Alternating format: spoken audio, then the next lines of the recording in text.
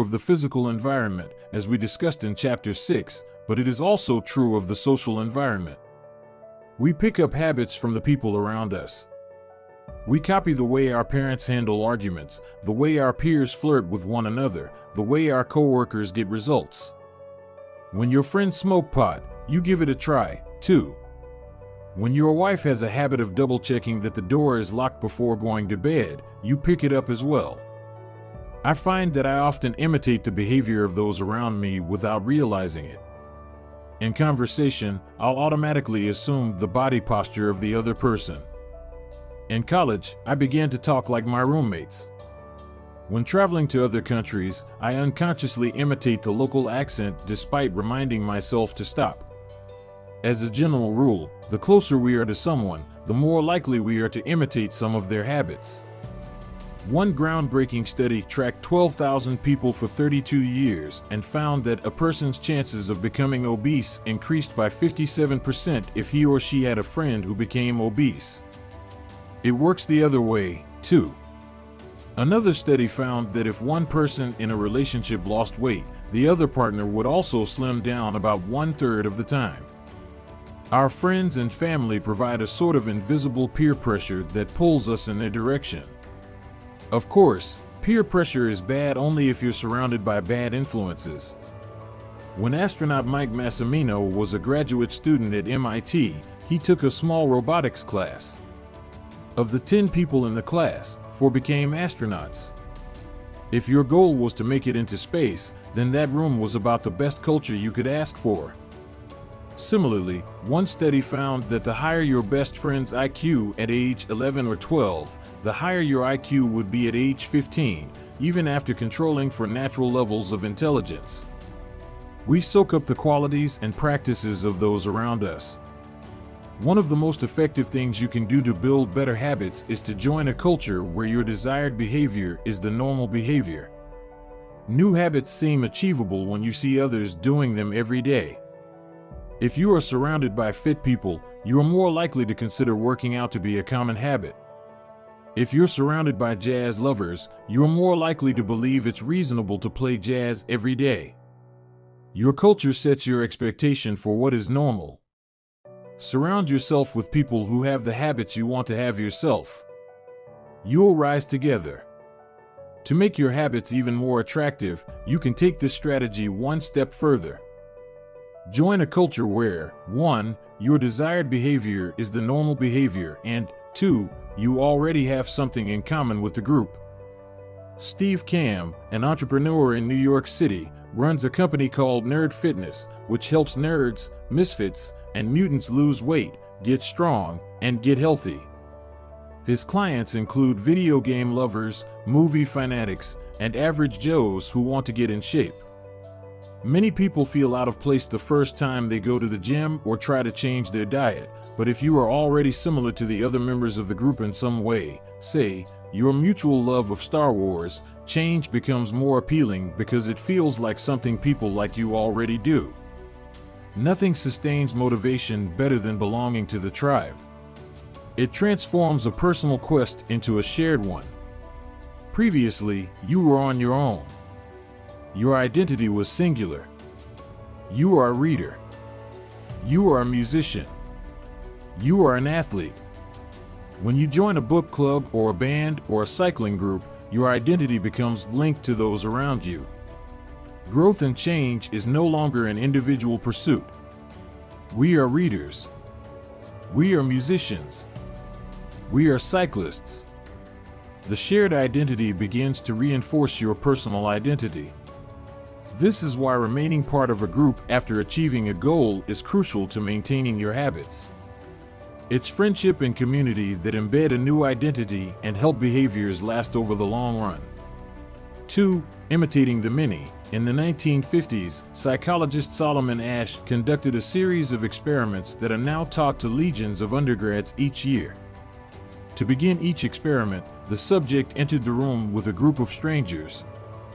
Unbeknownst to them, the other participants were actors planted by the researcher and instructed to deliver scripted answers to certain questions.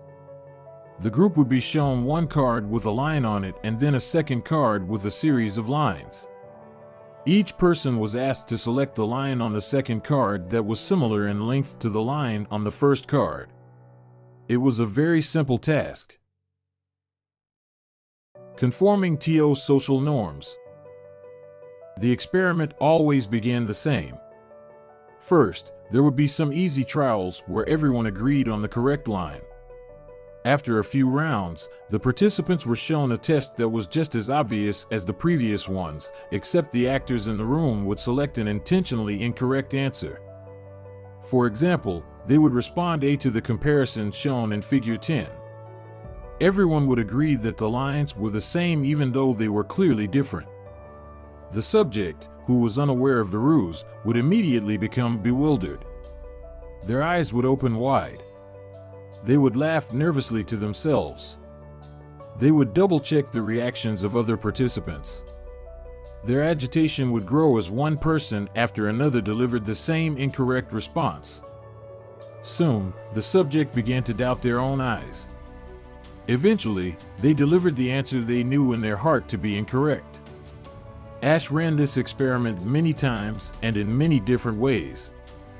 What he discovered was that as the number of actors increased, so did the conformity of the subject. If it was just the subject and one actor, then there was no effect on the person's choice. They just assumed they were in the room with a dummy. When two actors were in the room with the subject, there was still little impact. But as the number of people increased to 3 actors and 4 and all the way to 8, the subject became more likely to second-guess themselves. By the end of the experiment, nearly 75% of the subjects had agreed with the group answer even though it was obviously incorrect. Whenever we are unsure how to act, we look to the group to guide our behavior. We are constantly scanning our environment and wondering, what is everyone else doing? We check reviews on Amazon or Yelp or TripAdvisor because we want to imitate the best buying, eating, and travel habits. It's usually a smart strategy. There is evidence in numbers. But there can be a downside. The normal behavior of the tribe often overpowers the desired behavior of the individual. For example, one study found that when a chimpanzee learns an effective way to crack nuts open as a member of one group and then switches to a new group that uses a less effective strategy, it will avoid using the superior nut cracking method just to blend in with the rest of the chimps. Humans are similar. There is tremendous internal pressure to comply with the norms of the group. The reward of being accepted is often greater than the reward of winning an argument, looking smart, or finding truth. Most days, we'd rather be wrong with the crowd than be right by ourselves. The human mind knows how to get along with others. It wants to get along with others. This is our natural mode. You can override it. You can choose to ignore the group or to stop caring what other people think, but it takes work. Running against the grain of your culture requires extra effort. When changing your habits means challenging the tribe, change is unattractive. When changing your habits means fitting in with the tribe, change is very attractive. 3. Imitating the powerful. Humans everywhere pursue power, prestige, and status. We want pins and medallions on our jackets. We want president or partner in our titles. We want to be acknowledged, recognized, and praised. This tendency can seem vain, but overall, it's a smart move. Historically, a person with greater power and status has access to more resources, worries less about survival, and proves to be a more attractive mate. We are drawn to behaviors that earn us respect, approval, admiration, and status. We want to be the one in the gym who can do muscle-ups, or the musician who can play the hardest chord progressions, or the parent with the most accomplished children, because these things separate us from the crowd. Once we fit in, we start looking for ways to stand out. This is one reason we care so much about the habits of highly effective people. We try to copy the behavior of successful people because we desire success ourselves. Many of our daily habits are imitations of people we admire. You replicate the marketing strategies of the most successful firms in your industry. You make a recipe from your favorite baker. You borrow the storytelling strategies of your favorite writer. You mimic the communication style of your boss. We imitate people we envy. High-status people enjoy the approval, respect, and praise of others. And that means if a behavior can get us approval, respect, and praise, we find it attractive. We are also motivated to avoid behaviors that would lower our status. We trim our hedges and mow our lawn because we don't want to be the slob of the neighborhood. When our mother comes to visit, we clean up the house because we don't want to be judged. We are continually wondering what will others think of me and altering our behavior based on the answer. The Polgar sisters, the chess prodigies mentioned at the beginning of this chapter, are evidence of the powerful and lasting impact social influences can have on our behavior. The sisters practiced chess for many hours each day and continued this remarkable effort for decades. But these habits and behaviors maintained their attractiveness, in part, because they were valued by their culture. From the praise of their parents to the achievement of different status markers like becoming a grandmaster, they had many reasons to continue their effort. Chapter Summary. The culture we live in determines which behaviors are attractive to us.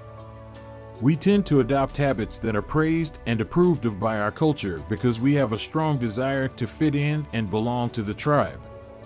We tend to imitate the habits of three social groups: the close, family and friends; the many, the tribe; and the powerful, those with status and prestige. One of the most effective things you can do to build better habits is to join a culture where 1. Your desired behavior is the normal behavior, and 2. You already have something in common with the group. The normal behavior of the tribe often overpowers the desired behavior of the individual. Most days, we'd rather be wrong with the crowd than be right by ourselves. If a behavior can get us approval, respect, and praise, we find it attractive. Chapter 10. How to find and fix the causes of your bad habits. In late 2012, I was sitting in an old apartment just a few blocks from Istanbul's most famous street, Istiklal Caddesi. I was in the middle of a 4-day trip to Turkey and my guide, Mike, was relaxing in a worn-out armchair a few feet away. Mike wasn't really a guide. He was just a guy from Maine who had been living in Turkey for 5 years, but he offered to show me around while I was visiting the country, and I took him up on it. On this particular night, I had been invited to dinner with him and a handful of his Turkish friends. There were 7 of us, and I was the only one who hadn't, at some point, smoked at least 1 pack of cigarettes per day. I asked one of the Turks how he got started. "Friends," he said. "It always starts with your friends. One friend smokes, then you try it." What was truly fascinating was that half of the people in the room had managed to quit smoking. Mike had been smoke-free for a few years at that point, and he swore up and down that he broke the habit because of a book called Alan Carr's Easy Way to Stop Smoking. "It frees you from the mental burden of smoking," he said. "It tells you, stop lying to yourself. You know you don't actually want to smoke. You know you don't really enjoy this. It helps you feel like you're not the victim anymore. You start to realize that you don't need to smoke." I had never tried a cigarette, but I took a look at the book afterward out of curiosity. The author employs an interesting strategy to help smokers eliminate their cravings. He systematically reframes each cue associated with smoking and gives it a new meaning. He says things like, "You think you are quitting something, but you're not quitting anything because cigarettes do nothing for you. You think smoking is something you need to do to be social, but it's not. You can be social without smoking at all. You think smoking is about relieving stress, but it's not. Smoking does not relieve your nerves, it destroys them." Over and over, he repeats these phrases and others like them. "Get it clearly into your mind," he says. "You are losing nothing and you are making marvelous positive gains not only in health, energy, and money, but also in confidence, self-respect, freedom, and, most important of all, in the length and quality of your future life. By the time you get to the end of the book, smoking seems like the most ridiculous thing in the world to do. And if you no longer expect smoking to bring you any benefits, you have no reason to smoke. It is an inversion of the second law of behavior change: make it unattractive. Now, I know this idea might sound overly simplistic. Just change your mind and you can quit smoking. But stick with me for a minute. Where cravings come from. Every behavior has a surface-level craving and a deeper, underlying motive. I often have a craving that goes something like this: I want to eat tacos. If you were to ask me why I want to eat tacos, I wouldn't say, because I need food to survive. But the truth is, somewhere deep down, I am motivated to eat tacos because I have to eat to survive. The underlying motive is to obtain food and water, even if my specific craving is for a taco. Some of our underlying motives include: conserve energy, obtain food and water, find love and reproduce, connect and bond with others, win social acceptance and approval, reduce uncertainty, achieve status and prestige. A craving is just a specific manifestation of a deeper underlying motive. Your brain did not evolve with a desire to smoke cigarettes or to check Instagram or to play video games. At a deep level, you simply want to reduce uncertainty and relieve anxiety, to win social acceptance and approval, or to achieve status. Look at nearly any product that is habit-forming and you'll see that it does not create a new motivation, but rather latches onto the underlying motives of human nature. Find love and reproduce equals using Tinder. Connect and bond with others equals browsing Facebook. Win social acceptance and approval equals posting on Instagram. Reduce uncertainty equals searching on Google. Achieve status and prestige equals playing video games. Your habits are modern-day solutions to ancient desires. New versions of old vices. The underlying motives behind human behavior remain the same. The specific habits we perform differ based on the period of history. Here's the powerful part: there are many different ways to address the same underlying motive. One person might learn to reduce stress by smoking a cigarette. Another person learns to ease their anxiety by going for a run. Your current habits are not necessarily the best way to solve the problems you face, they are just the methods you learn to use. Once you associate a solution with the problem you need to solve, you keep coming back to it. Habits are all about associations. These associations determine whether we predict a habit to be worth repeating or not. As we covered in our discussion of the first law, your brain is continually absorbing information and noticing cues in the environment. Every time you perceive a cue, your brain runs a simulation and makes a prediction about what to do in the next moment. Cue: you notice that the stove is hot. Prediction: if I touch it, I'll get burned, so I should avoid touching it. Cue: you see that the traffic light turned green. Prediction: if I step on the gas, I'll make it safely through the intersection and get closer to my destination, so I should step on the gas. You see a cue, categorize it based on past experience, and determine the appropriate response. This all happens in an instant, but it plays a crucial role in your habits because every action is preceded by a prediction. Life feels reactive, but it is actually predictive. All day long, you are making your best guess of how to act given what you've just seen and what has worked for you in the past. You are endlessly predicting what will happen in the next moment. Our behavior is heavily dependent on these predictions. Put another way, our behavior is heavily dependent on how we interpret the events that happen to us, not necessarily the objective reality of the events themselves. Two people can look at the same cigarette, and one feels the urge to smoke while the other is repulsed by the smell. The same cue can spark a good habit or a bad habit depending on your prediction. The cause of your habits is actually the prediction that precedes them. These predictions lead to feelings, which is how we typically describe a craving, a feeling, a desire, an urge. Feelings and emotions transform the cues we perceive and the predictions we make into a signal that we can apply.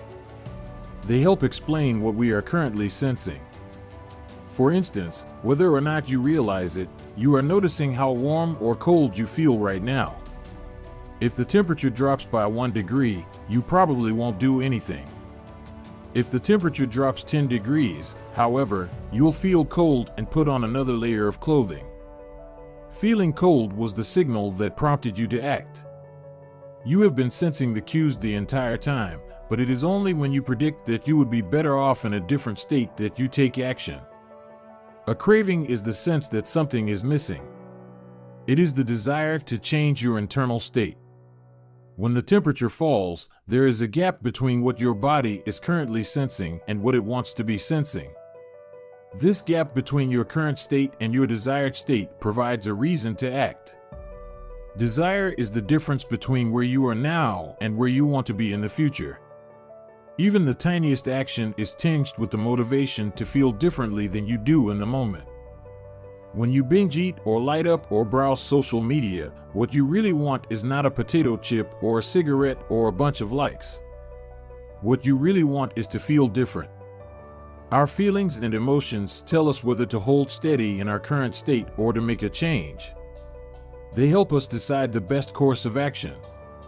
Neurologists have discovered that when emotions and feelings are impaired, we actually lose the ability to make decisions. We have no signal of what to pursue and what to avoid. As the neuroscientist Antonio Damasio explains, it is emotion that allows you to mark things as good, bad, or indifferent.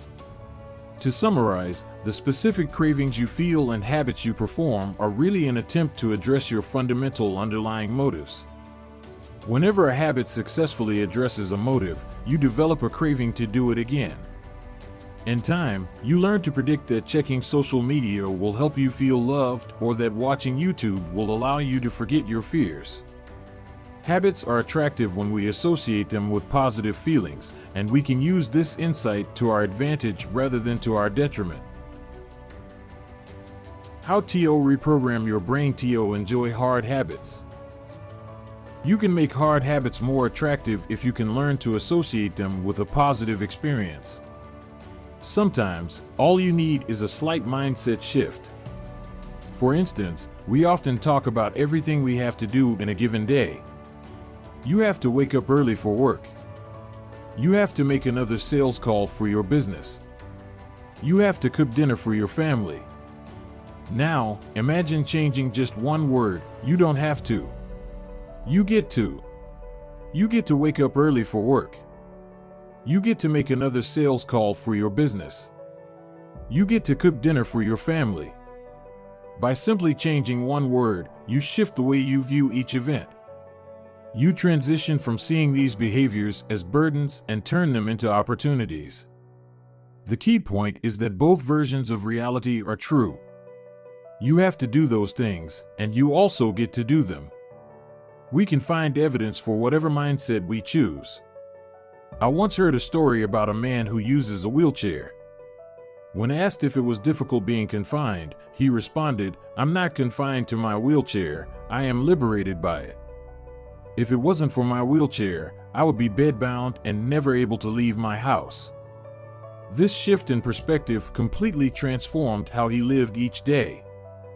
Reframing your habits to highlight their benefits rather than their drawbacks is a fast and lightweight way to reprogram your mind and make a habit seem more attractive. Exercise.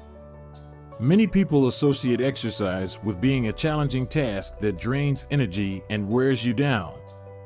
You can just as easily view it as a way to develop skills and build you up. Instead of telling yourself, "I need to go run in the morning," say, "It's time to build endurance and get fast." Finance. Saving money is often associated with sacrifice. However, you can associate it with freedom rather than limitation if you realize one simple truth: living below your current means increases your future means. The money you save this month increases your purchasing power next month. Meditation. Anyone who has tried meditation for more than 3 seconds knows how frustrating it can be when the next distraction inevitably pops into your mind. You can transform frustration into delight when you realize that each interruption gives you a chance to practice returning to your breath. Distraction is a good thing because you need distractions to practice meditation. Pre-game jitters. Many people feel anxious before delivering a big presentation or competing in an important event. They experience quicker breathing, a faster heart rate, heightened arousal. If we interpret these feelings negatively, then we feel threatened and tense up. If we interpret these feelings positively, then we can respond with fluidity and grace. You can reframe "I am nervous" to "I am excited and I'm getting an adrenaline rush to help me concentrate." These little mindset shifts aren't magic, but they can help change the feelings you associate with a particular habit or situation. If you want to take it a step further, you can create a motivation ritual. You simply practice associating your habits with something you enjoy, then you can use that cue whenever you need a bit of motivation. For instance, if you always play the same song before having sex, then you'll begin to link the music with the act. Whenever you want to get in the mood, just press play. Ed Lattimore, a boxer and writer from Pittsburgh, benefited from a similar strategy without knowing it. "Odd realization," he wrote. "My focus and concentration goes up just by putting my headphones on while writing. I don't even have to play any music." Without realizing it, he was conditioning himself. In the beginning, he put his headphones on, played some music he enjoyed, and did focused work. After doing it 5, 10, 20 times, putting his headphones on became a cue that he automatically associated with increased focus. The craving followed naturally. Athletes use similar strategies to get themselves in the mindset to perform. During my baseball career, I developed a specific ritual of stretching and throwing before each game. The whole sequence took about 10 minutes, and I did it the same way every single time. While it physically warmed me up to play, more importantly, it put me in the right mental state. I began to associate my pre-game ritual with feeling competitive and focused. Even if I wasn't motivated beforehand, by the time I was done with my ritual, I was in game mode. You can adapt this strategy for nearly any purpose. Say you want to feel happier in general. Find something that makes you truly happy, like petting your dog or taking a bubble bath, and then create a short routine that you perform every time before you do the thing you love. Maybe you take 3 deep breaths and smile. 3 deep breaths. Smile. Pet the dog. Repeat. Eventually, you'll begin to associate this breathe and smile routine with being in a good mood. It becomes a cue that means feeling happy. Once established, you can break it out anytime you need to change your emotional state. Stressed at work?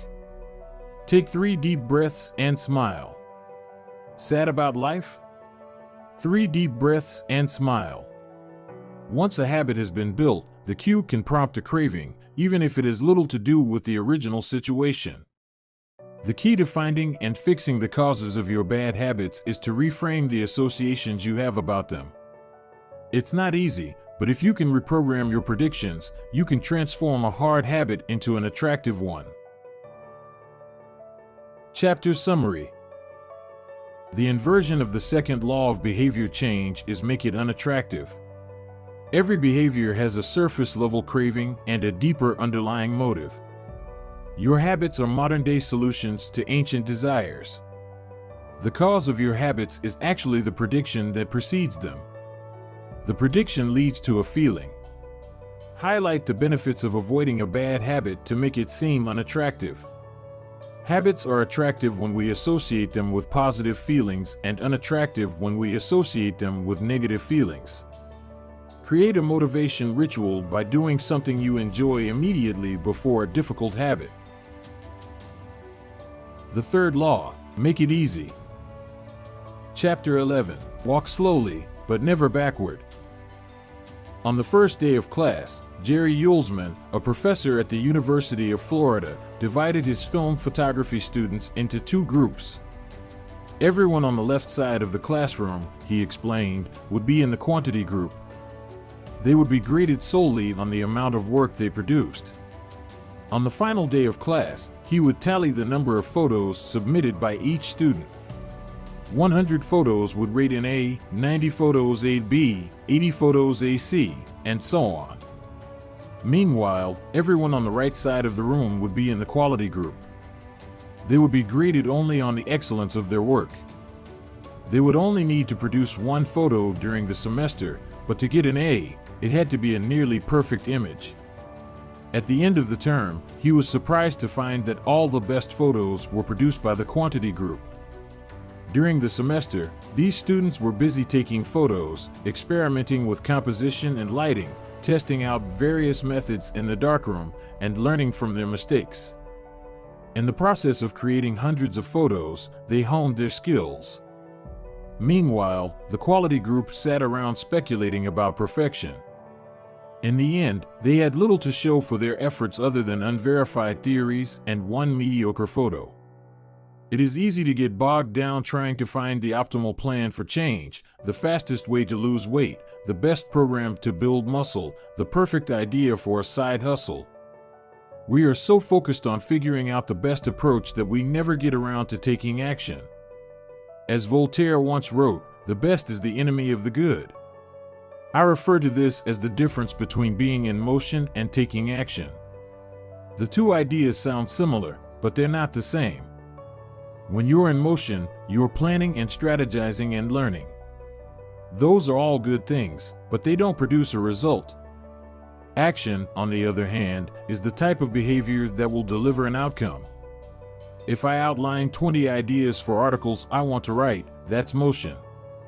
If I actually sit down and write an article, that's action. If I search for a better diet plan and read a few books on the topic, that's motion. If I actually eat a healthy meal, that's action. Sometimes motion is useful, but it will never produce an outcome by itself.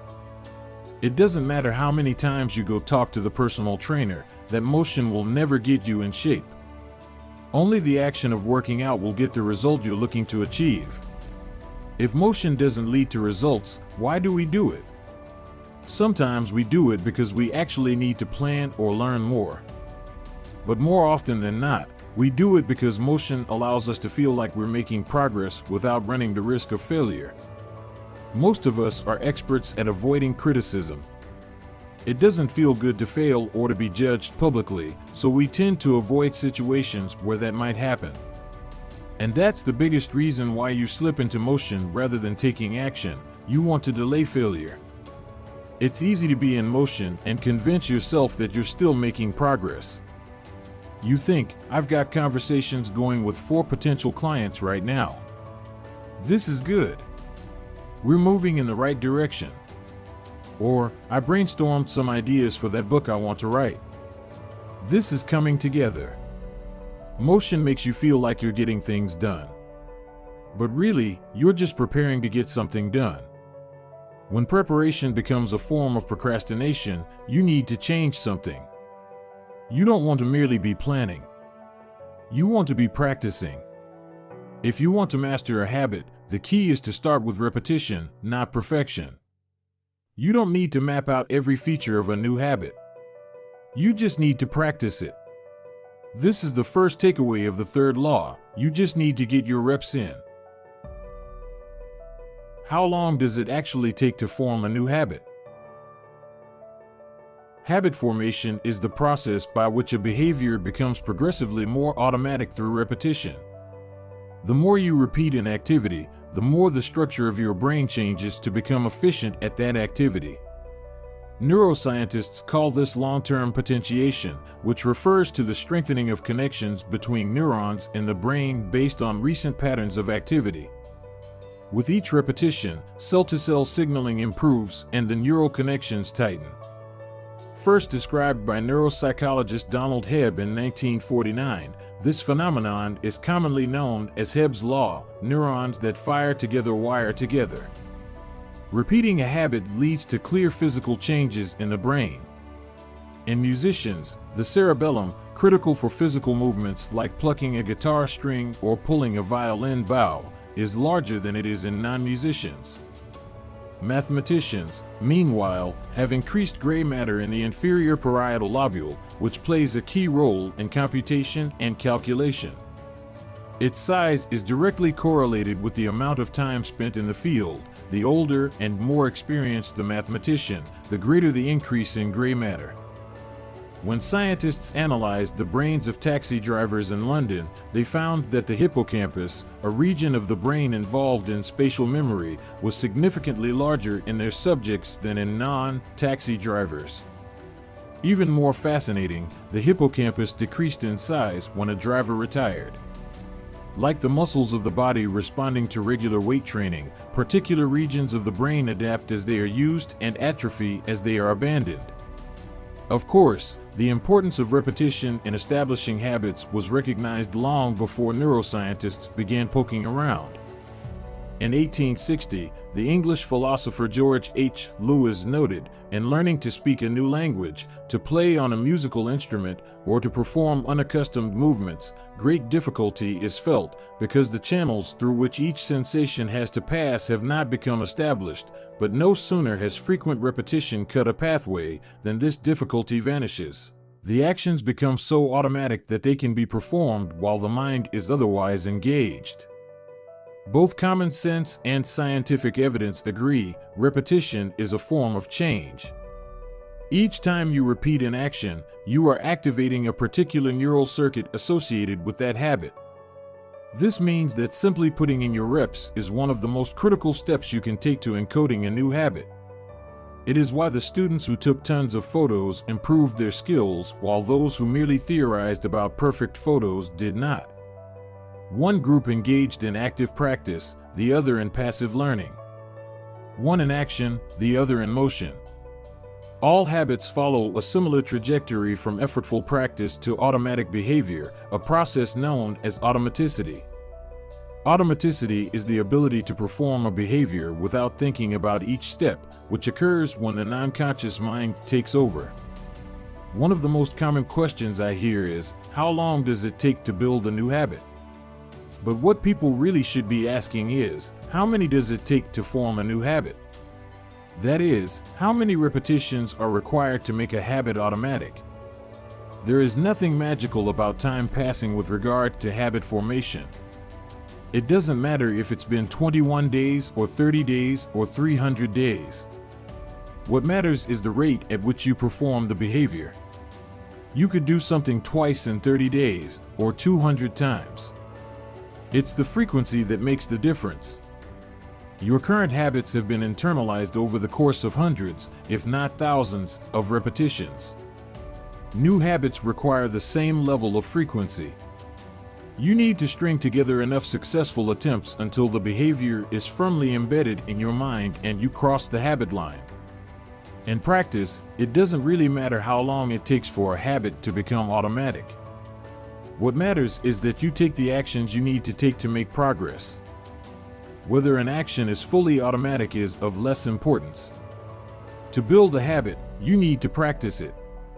And the most effective way to make practice happen is to adhere to the third law of behavior change: make it easy.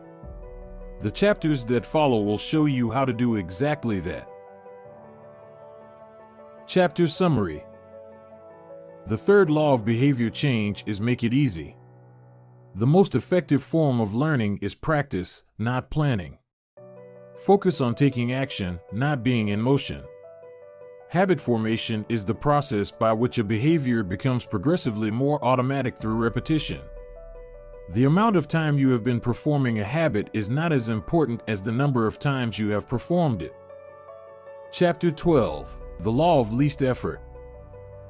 In his award-winning book, Guns, Germs, and Steel, anthropologist and biologist Jared Diamond points out a simple fact: different continents have different shapes.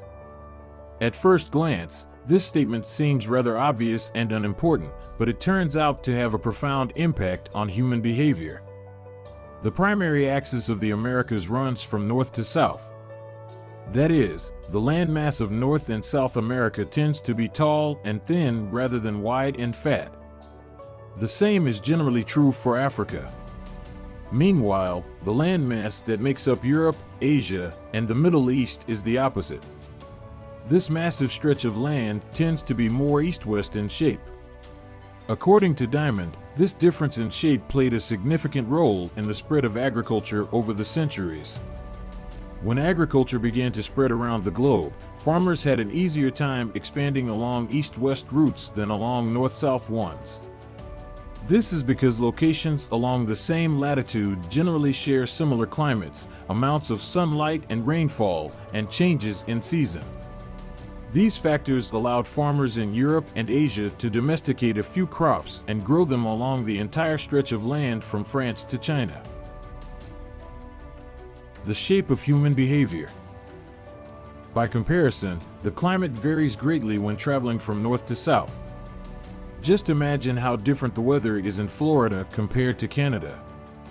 You can be the most talented farmer in the world, but it won't help you grow Florida oranges in the Canadian winter. Snow is a poor substitute for soil. In order to spread crops along north-south routes, farmers would need to find and domesticate new plants whenever the climate changed. As a result, agriculture spread 2 to 3 times faster across Asia and Europe than it did up and down the Americas. Over the span of centuries, this small difference had a very big impact. Increased food production allowed for more rapid population growth. With more people, these cultures were able to build stronger armies and were better equipped to develop new technologies. The changes started out small, a crop that spread slightly farther, a population that grew slightly faster, but compounded into substantial differences over time. The spread of agriculture provides an example of the third law of behavior change on a global scale. Conventional wisdom holds that motivation is the key to habit change. Maybe if you really wanted it, you'd actually do it. But the truth is, our real motivation is to be lazy and to do what is convenient. And despite what the latest productivity bestseller will tell you, this is a smart strategy, not a dumb one. Energy is precious, and the brain is wired to conserve it whenever possible. It is human nature to follow the law of least effort, which states that when deciding between two similar options, people will naturally gravitate toward the option that requires the least amount of work. For example, expanding your farm to the east where you can grow the same crops rather than heading north where the climate is different. Out of all the possible actions we could take, the one that is realized is the one that delivers the most value for the least effort. We are motivated to do what is easy. Every action requires a certain amount of energy. The more energy required, the less likely it is to occur. If your goal is to do 100 push-ups per day, that's a lot of energy. In the beginning, when you're motivated and excited, you can muster the strength to get started. But after a few days, such a massive effort feels exhausting. Meanwhile, sticking to the habit of doing 1 push-up per day requires almost no energy to get started.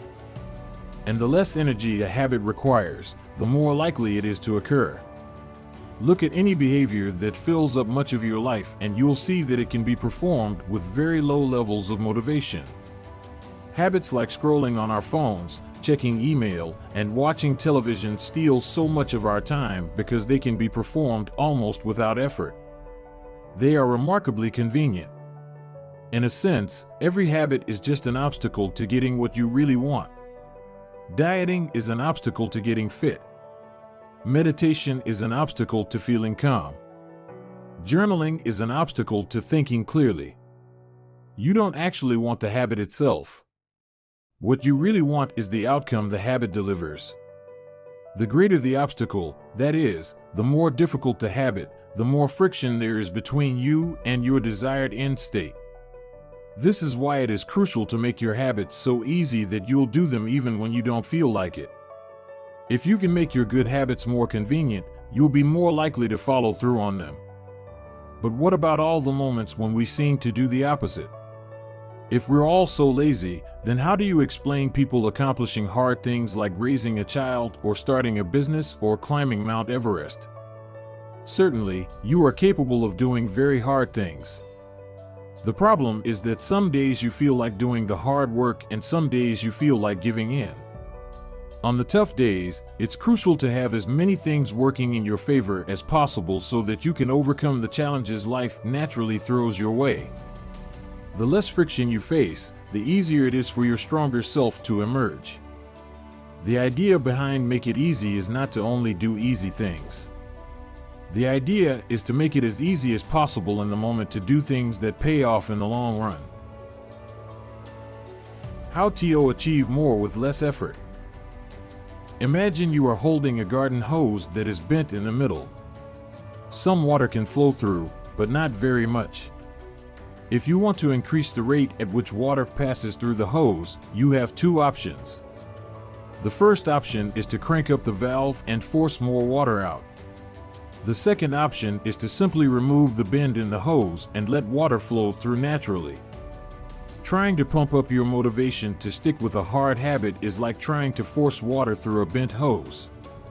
You can do it, but it requires a lot of effort and increases the tension in your life. Meanwhile, making your habits simple and easy is like removing the bend in the hose. Rather than trying to overcome the friction in your life, you reduce it. One of the most effective ways to reduce the friction associated with your habits is to practice environment design. In Chapter 6, we discussed environment design as a method for making cues more obvious, but you can also optimize your environment to make actions easier.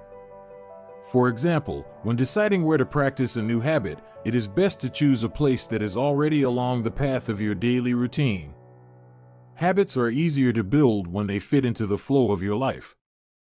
You are more likely to go to the gym if it is on your way to work because stopping doesn't add much friction to your lifestyle. By comparison, if the gym is off the path of your normal commute, even by just a few blocks, now you're going out of your way to get there. Perhaps even more effective is reducing the friction within your home or office. Too often, we try to start habits in high-friction environments. We try to follow a strict diet while we are out to dinner with friends. We try to write a book in a chaotic household. We try to concentrate while using a smartphone filled with distractions. It doesn't have to be this way. We can remove the points of friction that hold us back. This is precisely what electronics manufacturers in Japan began to do in the 1970s. In an article published in the New Yorker titled Better All the Time, James Shirowaiki writes, Japanese firms emphasized what came to be known as lean production, relentlessly looking to remove waste of all kinds from the production process, down to redesigning workspaces, so workers didn't have to waste time twisting and turning to reach their tools. The result was that Japanese factories were more efficient and Japanese products were more reliable than American ones.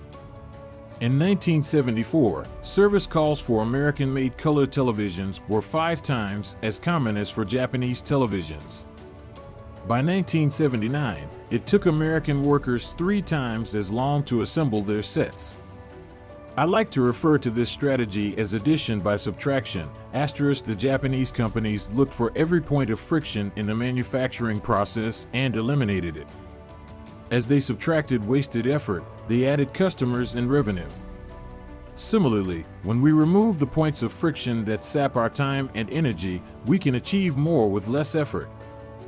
This is one reason tidying up can feel so good. We are simultaneously moving forward and lightening the cognitive load our environment places on us. If you look at the most habit-forming products, you'll notice that one of the things these goods and services do best is remove little bits of friction from your life. Meal delivery services reduce the friction of shopping for groceries. Dating apps reduce the friction of making social introductions. Ride-sharing services reduce the friction of getting across town. Text messaging reduces the friction of sending a letter in the mail. Like a Japanese television manufacturer redesigning their workspace to reduce wasted motion, successful companies design their products to automate, eliminate, or simplify as many steps as possible. They reduce the number of fields on each form. They pare down the number of clicks required to create an account. They deliver their products with easy-to-understand directions or ask their customers to make fewer choices.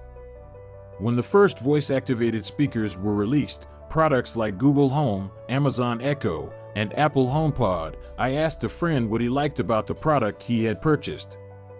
He said it was just easier to say play some country music than to pull out his phone, open the music app, and pick a playlist. Of course, just a few years earlier, having unlimited access to music in your pocket was a remarkably frictionless behavior compared to driving to the store and buying a CD. Business is a never-ending quest to deliver the same result in an easier fashion. Similar strategies have been used effectively by governments. When the British government wanted to increase tax collection rates, they switched from sending citizens to a web page where the tax form could be downloaded to linking directly to the form. Reducing that one step in the process increased the response rate from 19.2% to 23.4%. For a country like the United Kingdom, those percentage points represent millions in tax revenue. The central idea is to create an environment where doing the right thing is as easy as possible. Much of the battle of building better habits comes down to finding ways to reduce the friction associated with our good habits and increase the friction associated with our bad ones. Prime the environment for future use. Oswald Knuckles is an IT developer from Natchez, Mississippi. He is also someone who understands the power of priming his environment.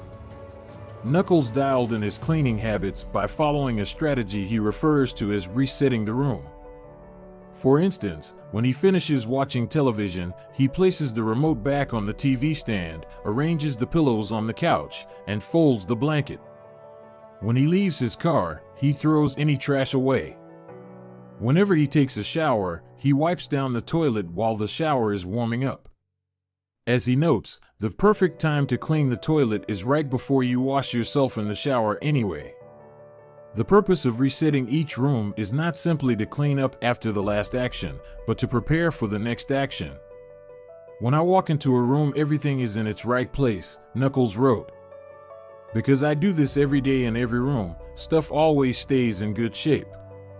People think I work hard, but I'm actually really lazy. I'm just proactively lazy. It gives you so much time back. Whenever you organize a space for its intended purpose, you are priming it to make the next action easy. For instance, my wife keeps a box of greeting cards that are pre-sorted by occasion, birthday, sympathy, wedding, graduation, and more. Whenever necessary, she grabs an appropriate card and sends it off. She is incredibly good at remembering to send cards because she has reduced the friction of doing so.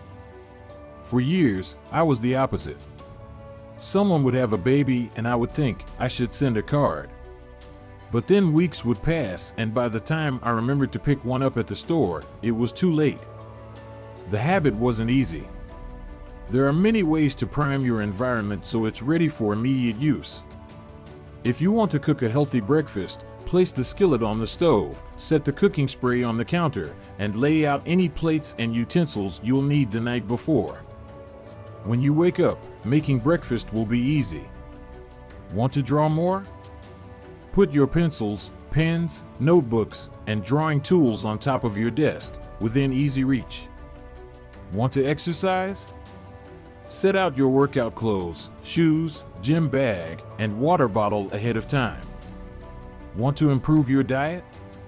Chop up a ton of fruits and vegetables on weekends and pack them in containers so you have easy access to healthy, ready-to-eat options during the week. These are simple ways to make the good habit the path of least resistance. You can also invert this principle and prime the environment to make bad behaviors difficult. If you find yourself watching too much television, for example, then unplug it after each use. Only plug it back in if you can say out loud the name of the show you want to watch. This setup creates just enough friction to prevent mindless viewing. If that doesn't do it, you can take it a step further. Unplug the television and take the batteries out of the remote after each use, so it takes an extra 10 seconds to turn it back on. And if you're really hardcore, Move the television out of the living room and into a closet after each use. You can be sure you'll only take it out when you really want to watch something. The greater the friction, the less likely the habit. Whenever possible, I leave my phone in a different room until lunch. When it's right next to me, I'll check it all morning for no reason at all. But when it is in another room, I rarely think about it. And the friction is high enough that I won't go get it without a reason. As a result, I get 3 to 4 hours each morning when I can work without interruption. If sticking your phone in another room doesn't seem like enough, tell a friend or family member to hide it from you for a few hours. Ask a coworker to keep it at their desk in the morning and give it back to you at lunch. It is remarkable how little friction is required to prevent unwanted behavior. When I hide beer in the back of the fridge where I can't see it, I drink less. When I delete social media apps from my phone, it can be weeks before I download them again and log in.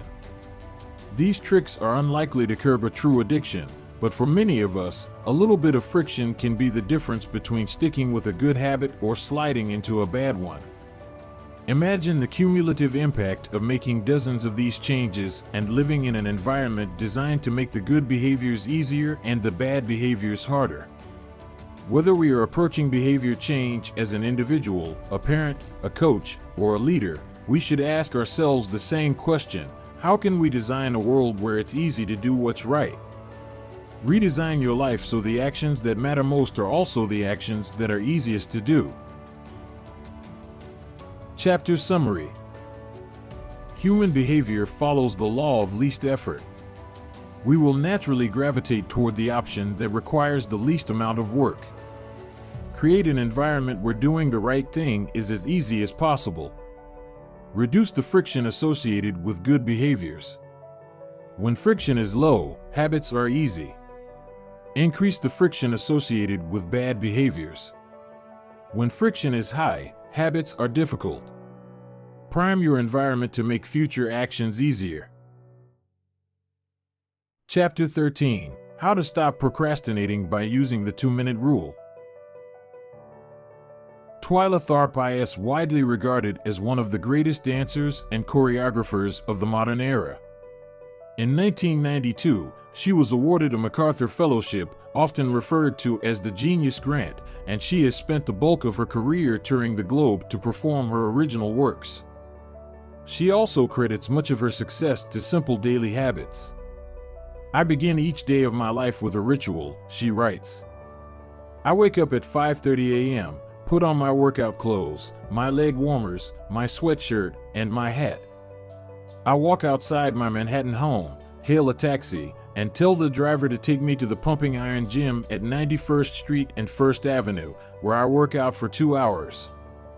The ritual is not the stretching and weight training I put my body through each morning at the gym. The ritual is the cab. The moment I tell the driver where to go, I have completed the ritual. It's a simple act, but doing it the same way each morning habitualizes it, makes it repeatable, easy to do.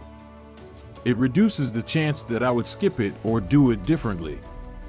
It is one more item in my arsenal of routines, and one less thing to think about. Hailing a cab each morning may be a tiny action, but it is a splendid example of the third law of behavior change.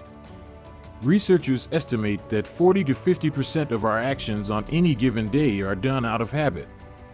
This is already a substantial percentage, but the true influence of your habits is even greater than these numbers suggest. Habits are automatic choices that influence the conscious decisions that follow.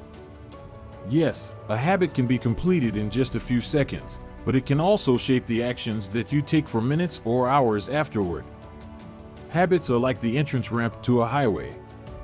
They lead you down a path and, before you know it, you're speeding toward the next behavior. It seems to be easier to continue what you are already doing than to start doing something different. You sit through a bad movie for 2 hours. You keep snacking even when you're already full. You check your phone for just a second and soon you have spent 20 minutes staring at the screen. In this way, the habits you follow without thinking often determine the choices you make when you are thinking. Each evening, there is a tiny moment, usually around 5:15 p.m., that shapes the rest of my night. My wife walks in the door from work and either we change into our workout clothes and head to the gym, or we crash onto the couch, order Indian food, and watch the Vice, similar to Twyla Tharp hailing the cab. The ritual is changing into my workout clothes.